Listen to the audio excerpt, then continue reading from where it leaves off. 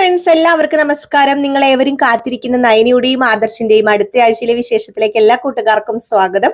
എല്ലാവർക്കും നല്ലൊരു ശുഭരാത്രിയൊക്കെ നേർന്നുകൊണ്ട് അടുത്ത ആഴ്ചയിലെ വിശേഷത്തിലേക്ക് കടന്നാലോ? അതിനു മുമ്പായിട്ട് ആരെങ്കിലും നമ്മുടെ ചാനൽ ആദ്യമായിട്ട് കാണുന്നുണ്ടെങ്കിൽ ഒന്ന് സബ്സ്ക്രൈബ് ചെയ്ത് വെക്കണം. അതിനോടൊപ്പം തന്നെ മാക്സിമം എല്ലാവരും ഒരു ലൈക്ക് അടിച്ചിട്ട് വീഡിയോ കാണാൻ വേണ്ടി നോക്കണേ. അപ്പൊ നമുക്ക് നേരെ അടുത്ത ആഴ്ചയിലെ വിശേഷത്തിലേക്ക് തന്നെ കടക്കാം. അങ്ങനെ ഗോവിന്ദൻ ഹോസ്പിറ്റലിൽ നിന്ന് പോവുകയാണ്. ഗോവിന്ദൻ ഇതുവരെ സത്യങ്ങളൊന്നും അറിഞ്ഞിട്ടില്ല എങ്കിൽ നമ്മുടെ ഗോവിന്ദൻ സത്യം അറിയാൻ പോവുകയാണ് അടുത്ത ആഴ്ച. എന്താണ് സംഭവിച്ചത്? നമ്മുടെ നയനയെ ഒരു സ്ട്രക്ചറിൽ കിടത്തി കൊണ്ടുവരികയാണ് പുതിയ വീട്ടിലേക്ക്, നമ്മുടെ ആദർശ സമ്മാനമായിട്ട് കൊടുത്ത പുതിയ വീട്ടിലേക്ക്, ആ ഒരു കൊട്ടാരം പോലെയുള്ള ഒരു വീട്ടിലേക്ക് തന്നെയാണ് നയനയെ കൊണ്ടുവരുന്നത്.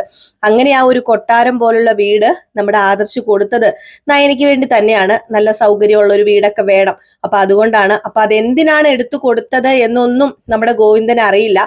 ഏതായാലും ഗോവിന്ദൻ ഓർത്തിരിക്കുന്നത് ആ വീട് എടുത്തു കൊടുത്തത് ഏതായാലും മരുമകളാണല്ലോ, അനന്തപുരി തറവാട്ടിലെ മരുമകളാണ്. മരുമകളുടെ കുടുംബക്കാർ നല്ല വീട്ടിൽ താമസിക്കണമെന്നൊക്കെ അവർക്കും ആഗ്രഹം കാണും. അതുമല്ല, പുറത്തുനിന്ന് ഒരാൾ നോക്കുമ്പോഴത്തേക്കും ഇവർ ചെറിയൊരു വീട്ടിൽ താമസിക്കുന്നത് ഇവർക്കും കുറച്ചിലാണ് എന്നൊക്കെ ഓർത്താണ് ഇരിക്കുന്നത്. പക്ഷെ അതിൽ നിന്നൊക്കെ വ്യത്യസ്തമായിട്ട് നമ്മുടെ ഗോവിന്ദൻ സത്യങ്ങളൊക്കെ അറിയാൻ പോവുകയാണ് കേട്ടോ. അപ്പൊ ഇതിനിടയിൽ ഉണ്ടാകുന്ന കുറച്ച് സംഭവ വികാസങ്ങളും നമ്മുടെ അനാമികേനെ തിരിച്ച് കൂട്ടിക്കൊണ്ട് വരാന് അനി ഇങ്ങനെ പ്രഷർ ചുമത്തിക്കൊണ്ടേ ഇരിക്കുകയാണ് ജാനകി. അപ്പം നമ്മുടെ അനിയുടെ ആ ഒരു മാനസികാവസ്ഥയും അനി നല്ല ഒന്നൊന്നര പണി തന്നെ ജാനകിക്കിട്ട് കൊടുക്കുന്നുണ്ട് കേട്ടോ. കാരണം ജാനകിക്കിട്ട് കൊടുക്കുകയല്ല ചെയ്യുന്നത്, അനാമികക്കിട്ടൊക്കെ കൊടുക്കുന്നതാണെങ്കിലും ജാനകിക്കാണ് അത് കൊള്ളുന്നത്. അപ്പൊ അങ്ങനെ കുറച്ച് ഭാഗങ്ങളും അതുപോലെ തന്നെ നമ്മുടെ ദേവയാനിയെയും വീട്ടിലേക്കൊക്കെ കൊണ്ടുവരാൻ പോവുകയാണ്, അനന്തപുരി തറവാട്ടിലേക്കൊക്കെ കൊണ്ടുവരാൻ പോവുകയാണ്. പക്ഷെ അപ്പോഴൊന്നും സത്യങ്ങൾ അറിയുന്നില്ല ദേവയാനി സത്യങ്ങൾ അറിയാൻ ചിലപ്പോൾ ഇനിയും 1-2 മാസങ്ങൾ എടുത്തേക്കാം. ഇതിൽ ഞാൻ പറഞ്ഞു ബോറാക്കുന്നില്ല. നമുക്ക് നേരെ അടുത്ത ആഴ്ചയിൽ വിശേഷത്തിലേക്ക് തന്നെ കിടക്കാം അല്ലെ. അപ്പൊ അങ്ങനെ നമ്മുടെ ഗോവിന്ദൻ തിരിച്ചുപോയി നയനയോട് ഓരോ കാര്യങ്ങളൊക്കെ സംസാരിച്ചുകൊണ്ടിരിക്കുകയാണ്. അപ്പൊ നയന പറഞ്ഞു, നമ്മൾ ഒന്നാകും, അതുമല്ല നമ്മുടെ കയ്യിൽ തെറ്റൊന്നും ഇല്ലല്ലോ. അപ്പൊ അതുകൊണ്ട് തന്നെ നമ്മുടെ ഭാഗത്ത് ശരിയുള്ളത് കൊണ്ട് തന്നെ നമ്മൾ വിചാരിക്കുന്ന കാര്യങ്ങളൊക്കെ നടക്കും ആദർശേട്ടാ എന്നൊക്കെ പറഞ്ഞിട്ട് ആദർശ് വെളിയിലേക്ക് ഇറങ്ങി വന്നപ്പോ അവിടെ കനകദുർഗയാണെങ്കിൽ ഭയങ്കരമായിട്ടും പരിഭ്രമിച്ച് നിൽക്കുക. അങ്ങനെ കനകദുർഗ പറഞ്ഞു, ഇപ്പോഴാ ആദർശ് മോനെ ഗോവിന്ദേട്ടൻ അങ്ങ് പോയത്. ഗോവിന്ദേട്ടന് എന്തൊക്കെയോ സംശയമുണ്ട്. അതുമല്ല, ഗോവിന്ദേട്ടന് ഇന്നലെ ഒരു സ്വപ്നം കണ്ടു എന്നൊക്കെയാ പറയുന്നത്. എല്ലാം കൂടി കൂട്ടി വായിക്കുമ്പോൾ ഗോവിന്ദേട്ടന് പകുതി കാര്യങ്ങളൊക്കെ മനസ്സിലായിട്ടുണ്ട്. നയനെ കാണാൻ വേണ്ടി വന്നത് എന്തിനാണെന്ന് അറിയാമോ? ഇന്നലെ രാത്രി ഗോവിന്ദേട്ടൻ കണ്ട സ്വപ്നം വേറൊന്നുമല്ല. നയനയോട് ചുറ്റും കുറച്ച് ആൾക്കാര്, അതും ഡോക്ടേഴ്സ് ഒക്കെ കൂടി നിൽക്കുക. നയന ഹോസ്പിറ്റലിലാണ്, എന്തോ പ്രശ്നം മോൾക്കുണ്ടെന്നൊക്കെ പറഞ്ഞ് വല്ലാത്ത വേവലാതിയാ. എനിക്കാണ് പേടിയാവുക. ഇതൊക്കെ അറിയുമ്പോഴത്തേക്കും ഗോവിന്ദേട്ടന്റെ അവസ്ഥ എന്തായിരിക്കുന്നു ഓർക്കുമ്പോഴത്തേക്കും വല്ലാത്തൊരു പേടിയും പരിഭ്രമവും ഒക്കെ തോന്നുക എന്ന് പറയുമ്പം അതൊന്നും സാരമില്ല, നമുക്ക് അച്ഛനെ പറഞ്ഞ് മനസ്സിലാക്കാം. ഏതായാലും അച്ഛനെ ഇനി ഉടനെ തന്നെ വിവരം അറിയിക്കണം. കാരണം വേറൊന്നുമല്ല, ഇനിയിപ്പം നമുക്ക് നയനയെ വീട്ടിലേക്ക് കൊണ്ടുപോകേണ്ട വരും. 1-2 ദിവസം കൂടി കഴിഞ്ഞാൽ നയനയെ വീട്ടിലേക്ക് കൊണ്ടുപോകേണ്ട വരും. വീട്ടിൽ ചെന്നായിരിക്കും നയന റെസ്റ്റ് എടുക്കുന്നത്. അപ്പൊ പിന്നെ അറിയിക്കാതിരിക്കാൻ പറ്റില്ലല്ലോ എന്നൊക്കെ പറയുന്നുണ്ട്. അപ്പോഴേക്കും നമ്മുടെ കനകദുർഗ നേരെ നയനയും കൂടെ കയറി കാണുകയാണ്. അങ്ങനെ നയനയോട് കാര്യങ്ങളൊക്കെ പറയാണ് കേട്ടോ. അച്ഛൻ വന്നിരുന്നു എന്നും അച്ഛൻ ഇങ്ങനെ ഒരു സ്വപ്നം കണ്ടു എന്നൊക്കെ. മോളെ ഒത്തിരി മനസ്സിൽ കൊണ്ടു നടക്കുന്ന അച്ഛനാണ്, നിന്നെ ഏറെ ഇഷ്ടമാണ്. 3 മക്കളെയും ഒരുപോലെ സ്നേഹിച്ചെങ്കിലും നിന്നെ ഏറെ കുറെ സ്നേഹിച്ചിട്ടുണ്ട്. അപ്പൊ അതുകൊണ്ട് തന്നെ അച്ഛൻ എന്തെങ്കിലും കാര്യം ഉണ്ടെങ്കിൽ പെട്ടെന്ന് മനസ്സിലാവും എന്ന് പറയുമ്പം അച്ഛൻ ഇതിപ്പൊ അറിയണ്ടമ്മേ, നമുക്ക് ഹോസ്പിറ്റലിൽ നിന്ന് വീട്ടിൽ ചെല്ലുമ്പോൾ അറിഞ്ഞാൽ മതി, ആ ഒരു സമയം അച്ഛനോട് പറഞ്ഞാൽ മതി എന്ന് തന്നെ വീണ്ടും പറയാണ് കേട്ടോ. അപ്പൊ ഇതേ സമയമാണ് നമ്മുടെ അനാമികേനെ കൊണ്ടുവരാൻ വേണ്ടി അനി ഇങ്ങനെ പ്രഷർ ചുമത്തിക്കൊണ്ടിരിക്കുന്നത്. അങ്ങനെ ജാനകി പറയാണ്, നീ ഇങ്ങനെ പോയാൽ ശരിയാവോ? ആദർശിനൊരു ജീവിതമായി. എന്തൊക്കെ പറഞ്ഞാലും ആദർശിന് അവളെ ആദ്യം ഇഷ്ടമൊക്കെ അല്ലായിരുന്നു. പക്ഷെ അവള് ആദർശിനെ ഇഷ്ടപ്പെട്ടു തുടങ്ങിയല്ലോ. ആദർശ അവളെയും ഇഷ്ടപ്പെട്ടു തുടങ്ങി. എങ്കിൽ പിന്നെ എന്തുകൊണ്ടാ മോനെ നിനക്ക് അനാമികയെ സ്നേഹിക്കാൻ പറ്റാത്തത്? അനാമികയെ നീ സ്നേഹിക്കണം, നീയും എല്ലാവരുടെയും മുമ്പിൽ ജീവിച്ച് കാണിക്കണ്ടേ എന്ന് പറയുമ്പം, അതെ, എനിക്ക് മാത്രം അങ്ങോട്ടേക്ക് തോന്നിയാ പോരല്ലോ അമ്മേ, അവക്ക് ഇങ്ങോട്ടേക്കും ആ ഒരു സ്നേഹം തോന്നണ്ടേ? അവക്ക് സ്നേഹമൊന്നുമില്ല, അവക്ക് വേറെ എന്തൊക്കെയോ ആഗ്രഹങ്ങളാ. അവള് ഈ വീട്ടിലേക്ക് കയറി വന്നത് തന്നെ വേറെ എന്തൊക്കെയോ ലക്ഷ്യങ്ങൾ കൊണ്ടാണെന്നാണ് എനിക്ക് തോന്നുന്നത്. അല്ലെങ്കിൽ പിന്നെ സ്നേഹത്തോടെ ഒരു നോട്ട്, സ്നേഹത്തോടെ ഒരു വാക്ക്, അതൊന്നും അവൾ ഇതുവരെ എന്നോട് പറഞ്ഞിട്ടില്ല. പിന്നെ ഞാൻ എങ്ങനെയാ അവളെ സ്നേഹിക്കുന്നത്? പിന്നെ ഇപ്പോഴും എന്റെ മനസ്സിൽ ആരാണെന്ന് നമുക്കറിയാലോ.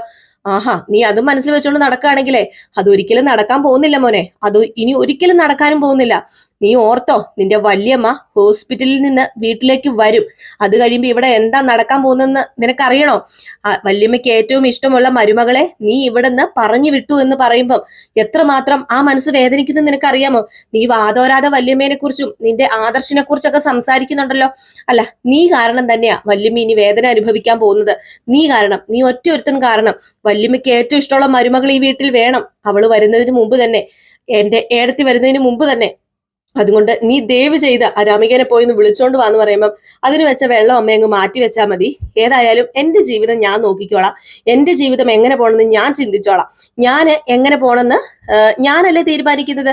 അതിനിടയിൽ അച്ഛനും അമ്മയ്ക്കും ഒന്നും യാതൊരു പ്രാധാന്യവും ഇല്ല. പിന്നെ എന്നെയാണ് അവൾക്ക് ഇഷ്ടപ്പെട്ട് വിവാഹം കഴിച്ചത്, അല്ലാതെ ഒരിക്കലും എനിക്ക് അവളെ ഇഷ്ടമായിരുന്നില്ല. അവൾ ഓരോ കാര്യങ്ങൾ പറഞ്ഞ് എന്നെ ക്യാൻവാസ് ചെയ്ത് അവള് എന്റെ ചിത്രത്തെ ഇഷ്ടമാണെന്നും പറഞ്ഞു. അതുപോലെ പല കാര്യങ്ങളും പല നുണകളും പറഞ്ഞ അവൾ ഈ വീട്ടിൽ കയറി പറ്റിയത് എങ്കില് അവളുടെ പുറകിൽ എന്തൊക്കെയോ ഉദ്ദേശങ്ങളുണ്ട്.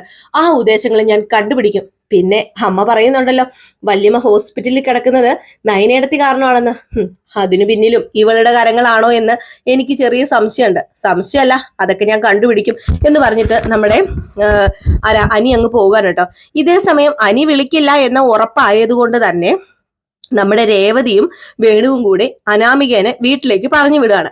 അങ്ങനെ അനാമിക അനന്തപുരി തറവാട്ടിൽ വരുന്നു. അനാമിക ദേവയാനി വരുന്നതിന് മുമ്പാണ് അനന്തപുരി തറവാട്ടിൽ വന്ന സ്ഥാനം ഉറപ്പിക്കണം എന്നൊക്കെ പറഞ്ഞല്ലോ. അല്ലെങ്കിൽ പിന്നെ അവിടെ നമ്മുടെ നയനയ്ക്ക് വീണ്ടും സ്ഥാനം കിട്ടും. ഇനിയിപ്പം ദേവയാനി നയനയെ സ്നേഹിച്ചു തുടങ്ങിയാലോ അതിനു മുമ്പ് തന്നെ നീ അനന്തപുരി തറവാട്ടിലേക്ക് പോകണമെന്നും പറഞ്ഞ് അനാമികനെ പറഞ്ഞു വിടുകയാണ്. അപ്പൊ അനാമിക വന്നതും നവ്യോട് പോരെടുക്കാൻ തുടങ്ങി കേട്ടോ. നവ്യോട് പോരെന്ന് പറഞ്ഞാൽ ഇപ്പൊ നവ്യല്ലേ ഉള്ളൂ അവിടെ പോരെടുക്കാനായിട്ട്. ബാക്കി എല്ലാവരും അനാമികയുടെ വശത്ത് തന്നെയാണല്ലോ. അങ്ങനെ നവ്യോട് ഓരോ കാര്യങ്ങളൊക്കെ പറഞ്ഞിട്ട് നീ കൂടുതൽ ഇവിടെ നിന്ന് വലിയ കളിയൊന്നും കളിക്കണ്ട. നിന്റെ ചേച്ചി ആരാണെന്നും നീ ആരാണെന്നൊക്കെ ഇവിടെ ഉള്ള എല്ലാവർക്കും അറിയാം. ഉടനെ തന്നെ നീ ഇവിടുന്ന് വെളിയിൽ പോകും, നോക്കിക്കോ. വിഷം കലർത്തി കൊടുത്തിട്ട് ഒന്നും അറിയാത്ത പോലെ നിൽക്കുന്ന കണ്ടില്ല എന്നൊക്കെ പറഞ്ഞ് ഇങ്ങനെ സംസാരിച്ചു കഴിഞ്ഞപ്പോഴത്തേക്കും ദേഷ്യം വന്നു കേട്ടോ നവ്യക്ക്. നവ്യ പറഞ്ഞു, നീ മിണ്ടി പോകരുത്, നീ കൂടുതൽ അഹങ്കരിക്കൊന്നും വേണ്ട. അല്ല, നിന്നെ ഇങ്ങോട്ടേക്ക് ആരാ വിളിച്ചത്? നിന്റെ കെട്ടിയോ വിളിച്ചിട്ടാണോ നീ ഇങ്ങോട്ടേക്ക് വന്നത്? അല്ലല്ലോ. പിന്നെ നിനക്ക് എന്നെ എങ്ങനെയാ ചോദ്യം ചെയ്യാൻ അധികാരമുള്ളത്? എന്റെ ഭർത്താവും നിന്റെ ഭർത്താവും ഏകദേശം ഒരുപോലെ തന്നെയാണ്. അത് വേറൊരു തരത്തിലാണ് കേട്ടോ, ഭാര്യയെ കാണുന്ന രീതിയിൽ. എന്റെ ഭർത്താവ് എങ്ങനെയാ എന്നെ കാണുന്നതെന്ന് എനിക്കറിയാം. പക്ഷെ എന്റെ വയറ്റിലൊരു കുഞ്ഞെങ്കിലും ആയിട്ടുണ്ട്. നിനക്ക് ഈ അനന്തപുരി തറവാട്ടില് എന്തവകാശമുള്ളത്? ഒരു കുഞ്ഞുണ്ടോ നിനക്ക്? ഒരു കുഞ്ഞിനെ, അനിയുടെ ഒരു കുഞ്ഞിനെ പ്രസവിക്കാൻ പറ്റും നിനക്ക് തോന്നുന്നുണ്ടോ നിനക്ക്? നീ കൂടുതലും മൂപ്പിച്ചിട്ടുണ്ടെങ്കിലേ ഞങ്ങൾക്കറിയാം നന്ദുവിനെ ഇങ്ങോട്ടേക്ക് കൊണ്ടുവരാന്. ഞങ്ങളൊന്ന് വിരളിഞ്ഞൊടിച്ചാൽ മതി അനാമികെ, നന്ദു ഇവിടെ വന്ന് താമസിക്കാന് എന്നിങ്ങനെ പറഞ്ഞ് വെല്ലുവിളിക്കാൻ കേട്ടോ. ഏതായാലും വെറുതെ പറഞ്ഞതാണ് നമ്മുടെ നവ്യ. ഒരിക്കലും നന്ദുവിനെ ഇങ്ങോട്ടേക്ക് കൊണ്ടുവരാൻ പോകുന്നില്ല, അത് വേറെ കാര്യം. അപ്പൊ ആ ഒരു സീനൊക്കെ കഴിഞ്ഞിട്ട് പിന്നെ കാണിക്കുന്ന സീന് എന്ന് പറഞ്ഞാല് നമ്മുടെ നയനയെ ഹോസ്പിറ്റലിൽ നിന്നും ഡിസ്ചാർജ് ചെയ്യുകയാണ്. അപ്പം ഹോസ്പിറ്റലിൽ നിന്നും ഡിസ്ചാർജ് ചെയ്യുന്നതിന് മുമ്പായിട്ട് തന്നെ നമ്മുടെ നന്ദുവിന്റെയും കനകദുർഗയുടെയും ആ ഒരു പരിഭ്രമവും വെപ്രാളവും ഒക്കെ കണ്ടിട്ട് ഗോവിന്ദൻ ചോദിക്കുന്നുണ്ട്, എന്താ കനകദുർഗ നിനക്ക് പറ്റിയത്?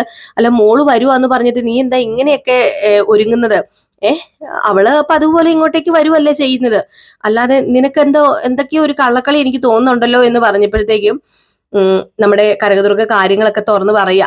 ഈ ഒരു സമയത്ത് നമ്മുടെ ഗോവിന്ദൻ ചങ്കു പൊട്ടി നിൽക്കുകയാണ് കേട്ടോ. അപ്പൊ തന്നെ നമ്മുടെ ഹോസ്പിറ്റലിൽ നിന്ന് ആംബുലൻസിൽ നയനയെ കൊണ്ടുവന്ന് ഇറക്കുകയാണ്. നയനയെ കൊണ്ടുവന്ന് ഇറക്കിയതും ഗോവിന്ദൻ ചങ്കു പൊട്ടി കരയാണ്. ഓടി ചെന്ന് നയനയെ കെട്ടിപ്പിടിക്കുകയാണ്. അപ്പോഴത്തേക്കും നമ്മുടെ നയന പറഞ്ഞു, അച്ഛൻ ഒരിക്കലും കരയരുത്. ഈ മകളെക്കുറിച്ച് ഓർത്ത് അച്ഛൻ അഭിമാനിക്കുകയേ ചെയ്യാവുള്ളൂ. കാരണം അച്ഛൻ ഒരിക്കലും കരയാൻ പാടില്ല. ഇതുപോലെ ഒരു മകളെ കിട്ടിയത് അച്ഛന്റെ ഭാഗ്യമാണെന്ന് അച്ഛൻ കരുതണം. കാരണം എനിക്കൊരു ജീവൻ കൊടുക്കാൻ പറ്റിയില്ലേ? ഒന്നെങ്കിലും ഞാൻ കാരണം ഒരാൾ ജീവിച്ചിരിക്കുന്നില്ലേ? അത് ആരെ കൊണ്ട് സാധിക്കും? അച്ഛന്റെ ഈ മോളെ കൊണ്ട് സാധിച്ചിട്ടുണ്ടെങ്കിൽ അത് അച്ഛന്റെയും കൂടെ ഇതാണ്. അച്ഛന്റെ മോളാണ് ഞാൻ. അച്ഛൻ എനിക്ക് പഠിപ്പിച്ചു തന്ന കാര്യങ്ങൾ മാത്രമാണ് എന്റെ മനസ്സിലുള്ളത്. ആരെയും ദ്രോഹിക്കാനൊന്നും എന്റെ അച്ഛൻ എനിക്ക് പഠിപ്പിച്ചു തന്നിട്ടില്ല. അതുകൊണ്ട് അച്ഛൻ ഇതോർത്ത് കരയരുത്. എന്റെ അമ്മായിയമ്മയ്ക്ക് ഞാൻ ജീവൻ പകുത്ത് നൽകിയിട്ടുണ്ടെങ്കിൽ അത് അച്ഛന്റെയും കൂടെ നന്മയാണ് എന്നൊക്കെ ഇങ്ങനെ പറഞ്ഞ് നമ്മുടെ നയനെ ഇങ്ങനെ ഗോവിന്ദനെ സമാധാനിപ്പിക്കാൻ ശ്രമിക്കുകയാണ്. അങ്ങനെ ഗോവിന്ദൻ ആദർശിനെ കെട്ടിപ്പിടിച്ചിട്ട് കരഞ്ഞപ്പോഴത്തേക്കും ആദർശ് പറയുന്നുണ്ട്, ഒരിക്കലും കുറ്റപ്പെടുത്തരുത് തന്നെ. കാരണം ഞാൻ പറഞ്ഞതാ, എന്റെ വീട്ടിലെ ഈ അനന്തപുരിയിലെ ഈ വിവരം അറിയാവുന്നവരൊക്കെ പറഞ്ഞതാ ഇത് വേണ്ടാന്ന്. പക്ഷെ എന്ത് ചെയ്യാനാ, അച്ഛന്റെ മോളുടെ ആ നല്ല മനസ്സിന് ഞാൻ തോറ്റുപോയി. എനിക്ക് വേറെ ഒന്നും ചെയ്യാൻ പറ്റാത്തൊരവസ്ഥയായി. എനിക്കറിയാം നിങ്ങളുടെയൊക്കെ മുമ്പിൽ ഇപ്പം ഞങ്ങൾ വളരെയധികം ചെറുതാ അച്ഛാ. അനന്തപുരി തറവാട്ടിലെ വലിയൊരു ജ്വല്ലറിയുടെ ഉടമയൊക്കെയാണ് ഞാൻ, MD ഒക്കെയാണ് ഞാൻ. പക്ഷെ ഇപ്പം അച്ഛന്റെ മുമ്പിൽ നിൽക്കുമ്പോൾ ഒരു ഉറുമ്പിന്റെ അത്രവും പോലും ഒരു രൂപം എനിക്കില്ല. അതുപോലെ ഞാൻ ചെറുതായി പോയി എന്നൊക്കെ പറഞ്ഞുകൊണ്ട് നമ്മുടെ ആദർശ് ഇങ്ങനെ കുറെ ഇമോഷണലും സെന്റിമെന്റ്സ് ഒക്കെ ആവുന്ന കുറച്ച് സീനുകളൊക്കെ കാണിക്കുന്നുണ്ട്. ഇതിനിടയിലായിട്ട് നയന അനന്തപുരിയിൽ നിന്ന് പോയല്ലോ. അപ്പൊ നയന കുറച്ച് ദിവസം അവിടെ പോയി നിൽക്കുന്നതിന്റെ ആ ഒരു ഭാഗമായിട്ട് ഒരു ഭൂകമ്പം ഉണ്ടാവുകയാണ് അനന്തപുരിയില്. പെണ്ണുങ്ങളെല്ലാവരും കൂടെ, പെണ്ണുങ്ങൾ എന്ന് പറഞ്ഞാൽ ജലജയും അനാമികയും അതുപോലെ തന്നെ ജാനകിയൊക്കെ കൂടെ ചേർന്ന് ഒരു യുദ്ധം തന്നെ നടത്തുകയാണ്. അങ്ങനെ അവള് അവിടെ പോയി നിന്നത് എന്തിനാണ്? അങ്ങനെ സ്ഥിരമായിട്ട് നിൽക്കാനാണെങ്കിൽ നിന്നോട്ടെ, ഇല്ലെങ്കിൽ ഇങ്ങോട്ടേക്ക് വിളിച്ചു വരുത്തണം അവളെ, അല്ലാതെ അവൾക്ക് സുഖവാസത്തിന് വേണ്ടി അവിടെ നിൽക്കേണ്ട കാര്യമില്ല എന്നൊക്കെ പറഞ്ഞ് കുറച്ച് പ്രശ്നങ്ങളൊക്കെ അവിടെ ഉണ്ടാക്കുന്നുണ്ട്. അതിനോടൊപ്പം തന്നെ അനാമികയും രേവതിയും വേണുവൊക്കെ അറിയുകയാണ് ആദർശം മേടിച്ചു കൊടുത്ത ആ വീടിന്റെ കാര്യം. ഈ വീടിന്റെ കാര്യം ഹോസ്പിറ്റലിൽ കിടക്കുന്ന ദേവയാനി അറിയിക്കാൻ വേണ്ടി പോവുകയാണെന്ന് ഓർത്തോണം. ആര്? നമ്മുടെ അനാമിക ഹോസ്പിറ്റലിൽ ചെന്ന് ദേവയാനിയോട് പറയുകയാണ് അവക്കൊരു പുതിയ വീടൊക്കെ മേടിച്ചു കൊടുത്തു എന്ന്. ഇത് കേട്ട് കഴിയുമ്പോഴത്തേക്കും രോഗിയായിട്ട് കിടക്കുന്ന, ഓപ്പറേഷൻ ചെയ്ത് കിടക്കുന്ന നമ്മുടെ ദേവയാനിയുടെ കാര്യം ഒന്ന് ചിന്തിച്ചു നോക്കാം. ഇപ്പം പരമാവധി വിഷം കുത്തിവെക്കാൻ നോക്കുന്നുണ്ട്. അപ്പം ഇതൊക്കെ കോർത്ത് ഇണക്കിക്കൊണ്ടാണ് കേട്ടോ അടുത്ത ആഴ്ച വിശേഷം വരാൻ പോകുന്നത്. നമുക്കൊരു ചെറിയൊരു പ്രമോയാണ് കിട്ടിയിരിക്കുന്നത്. ഏതായാലും ഇന്നോ നാളെയോ ഒന്നും സത്യങ്ങളൊന്നും നമ്മുടെ ദേവയാനി അറിയാൻ പോകുന്നില്ല. പിന്നെ നമ്മൾക്കൊരു പുതിയ ചാനലുണ്ട്, റിയൽ സ്റ്റോറി. അതിൽ നമ്മൾ അപ്കമിങ് എപ്പിസോഡ് ഇടുന്നുണ്ട് കേട്ടോ. അതായത് ഇനി വരാനിരിക്കുന്നത്, ഇന്ന് നാളെ വരാനിരിക്കുന്നതല്ല, ഇതൊക്കെ കഴിഞ്ഞ് നടക്കാൻ പോകുന്ന സംഭവങ്ങൾ എങ്ങനെയാണെന്നുള്ള രീതിയിൽ നമ്മൾ കഥ പറയുന്നുണ്ട്. എന്ന് ഉച്ചയ്ക്ക് 12:30-ക്കാണ് നമ്മൾ റിയൽ സ്റ്റോറിയിൽ കഥ ഇടുന്നത്. അപ്പൊ താല്പര്യം ഉണ്ടെങ്കിൽ നിങ്ങൾ കയറി കാണുക. പിന്നെ നമ്മൾ കഥ പറയുന്നുണ്ട് നമ്മൾ അതിൽ കഥ പറയുന്നത് ചിലപ്പോൾ കറക്റ്റ് സീനുകൾ വരണമെന്നോ ചിലപ്പോൾ എന്തെങ്കിലും വ്യത്യാസം ഒക്കെ വന്നേക്കാം. അപ്പൊ അതുകൊണ്ട് തന്നെ ഞാൻ എടുത്തു പറയുകയാണ്, ഇപ്പം നമ്മൾ സ്ക്രിപ്റ്റ് എഴുതി വെച്ച കഥ അതേപടി നമുക്ക് കിട്ടി നമ്മൾ പറയുന്നതല്ല. നമുക്ക് അറിയാവുന്ന ആ ഒരു ഭാഗങ്ങളും നമുക്ക് അവിടെ നിന്ന് കിട്ടിയ വിവരങ്ങളും ഇതെങ്ങോട്ടാണ് കഥ പോകുന്നതെന്നൊക്കെ ഒരു ചെറിയ സൂചന കിട്ടുന്നതുകൊണ്ടാണല്ലോ നമ്മളിവിടെ വന്ന് ഇങ്ങനത്തെ ഒരു പരിപാടി നിങ്ങളുടെ മുമ്പിൽ പറയുന്നത്. നമ്മുടെ ഒരു ജോലിയാണ്. അപ്പൊ അതുകൊണ്ട് തന്നെ നമ്മൾ അതിൽ വരാനിരിക്കുന്ന സംഭവങ്ങൾ ചിലപ്പം എന്തെങ്കിലും സീനുകളൊക്കെ വ്യത്യസ്തപ്പെട്ടൊക്കെ ഇരിക്കും. പക്ഷെ ഫുൾ വിശേഷവും പ്രമവിശേഷത്തിൽ നമ്മൾ വേറൊന്നും വ്യത്യസ്തമായിട്ട് പറയുന്നില്ല. ഫുൾ വിശേഷം ഡയലോഗ് സഹിതമാണ് നമ്മൾ രാവിലെ കൊടുക്കുന്നത്. നിങ്ങൾക്ക് സ്ഥിരമായിട്ട് കാണുന്ന പ്രേക്ഷകർക്ക് അറിയാം, നമ്മൾ ഡയലോഗ് സഹിതം രാവിലെ കൊടുക്കുന്നുണ്ട്. അത് വൈകിട്ട് അതേപടി തന്നെയാണ് കറക്റ്റ് വരുന്നതെന്ന് നിങ്ങൾക്ക് സ്ഥിരം കാണുന്നവർക്ക് അറിയാം. അപ്പൊ അതുകൊണ്ട് റിയൽ സ്റ്റോറി കാണുന്നവരോട് ഞാൻ പറയുകയാണ്, ഇന്നോ നാളെയോ വരുന്ന കഥയല്ല, അത് വരാനിരിക്കാൻ പോകുന്ന കഥ അപ്കമിങ് എപ്പിസോഡ് എന്ന് പറഞ്ഞാണ് ഞാൻ ഇടുന്നത്. അപ്പൊ തെറ്റിദ്ധരിക്കരുത്, അതുകൊണ്ടാണ് ഞാൻ പറഞ്ഞത്. അപ്പൊ നിങ്ങൾ ആ ഭാഗങ്ങളൊന്നും കണ്ടു കാണില്ല, അതുമല്ല അതിന്റെ അടുത്ത് പോലും എത്തിയിട്ടില്ല. അപ്പൊ അതുകൊണ്ട് ചിലപ്പോൾ തെറ്റിദ്ധാരണ വന്നേക്കാം, ചുമ്മാ നുണ പറയുന്നതാണോ എന്നൊക്കെ കുറെ പേര് കമന്റ്സ് ഒക്കെ ഇടുന്നുണ്ട്. അപ്പൊ അതുകൊണ്ടാണ് പറയുന്നത്, വരാൻ ചാൻസ് ഉള്ള കാര്യങ്ങളൊക്കെ തന്നെയാണ് പറയുന്നത്. അപ്പൊ എല്ലാവർക്കും വീണ്ടും നല്ലൊരു ശുഭരാത്രിയൊക്കെ നേർന്നുകൊണ്ട് നിർത്തുന്നു. Tata, bye bye.